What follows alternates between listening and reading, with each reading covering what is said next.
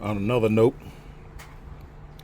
what I do is take one of these right here that has the tapered inside and just screw it on there tight, just hand tight, and that way you know that's this thing right here is as far as it's going to be seated.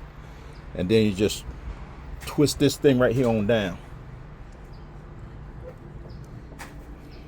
You twist it on down.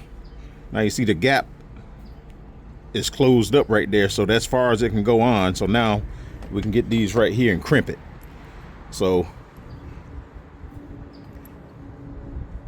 this one is ready to go. It's ready to be crimped, and we know this as far as it can go down when you like use your adjustable wrench right there and tighten it down. So that's a completed repair. Now I just got to crimp this.